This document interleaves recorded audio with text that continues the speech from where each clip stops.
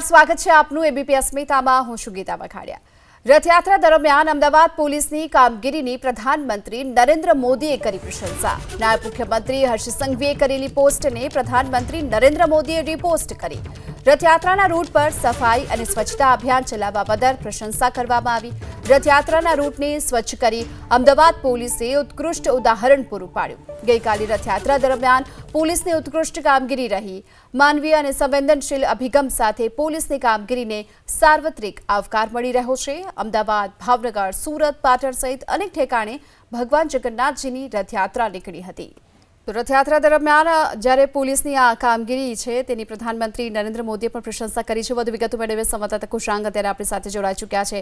કુશાંગ, ખરેખર જે પોલીસની આ કામગીરી રહી હતી, ખરા અર્થમાં જે પ્રકારે ભગવાન જગન્નાથજીની જે સેવા ભક્તિ અને ત્યારબાદ આ પ્રકારે પોલીસે જે પોતાની ફરજ તો નિભાવી, પરંતુ જે રસ્તા ઉપરનો કચરો પણ હટાવ્યો હતો અને તેની પ્રધાનમંત્રીએ પણ નોંધ લીધી છે।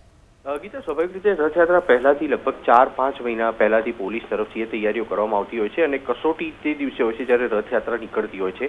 આ રથયાત્રામાં જે રીતના પોલીસની કામગીરી હતી તે ચાહે સ્વચ્છતાથી લઈ અને ગજરાજની રક્ષા કરવી, અમદાવાદ શહેરમાં શાંતિપૂર્વક માહોલમાં રથયાત્રા નીકળે તે માટેની તમામ તૈયારીઓ કરવી, તેની સાથે ખોવાયેલા બાળકો છે તેમને પણ શોધીને પોતાના માતા પિતાને સોંપવા, તેની નોંધ ચોક્કસથી લેવાઈ હતી। નાયબ મુખ્યમંત્રી હર્ષ સંઘવી તરફથી તે એક વિડીયો પોતાની સોશિયલ મીડિયા પર મૂકવામાં આવ્યો હતો અને પ્રધાનમંત્રી નરેન્દ્ર મોદીએ તે રીપોસ્ટ કર્યો છે। સ્વાભાવિક રીતે નરેન્દ્ર મોદી હંમેશા સ્વચ્છતાના આગ્રહી રહ્યા છે અને ન માત્ર એક રાજ્યમાં પરંતુ સમગ્ર દેશમાં સ્વચ્છતાનું અભિયાન તેમણે લોકો સુધી પહોંચાડવા માટે એક કવાયત હાથ ધરી હતી। અને ગઈકાલે જે રીતના રથયાત્રામાં પોલીસ તરફથી જે કામગીરી જોવા મળી તે ચાહે રથ નીકળી ગયા બાદ શહેરના માર્ગો ઉપર ઢોળાયેલો કચરો હોય તે એકત્ર કરતા પોલીસ નજરે પડી, તેની સાથે ગજરાજને પણ ગરમી ન લાગે તે માટે તેના પગ ઉપર પાણી છાંટવાની જે કામગીરી હતી તેમાં પણ પોલીસ લાગી હોય તે પ્રકારના દ્રશ્યો જોવા મળ્યા હતા। એટલું જ નહીં, કોટ વિસ્તારના અલગ અલગ સ્થળો પર જે લોકો બેભાન થઈ ગયા હતા ગરમીના કારણે તેમને પણ ખભે ઉચકીને પોલીસે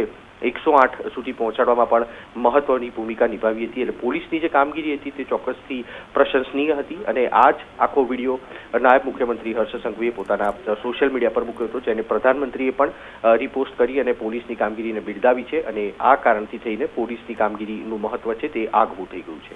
જી, આભાર આપનો આ માહિતી માટે।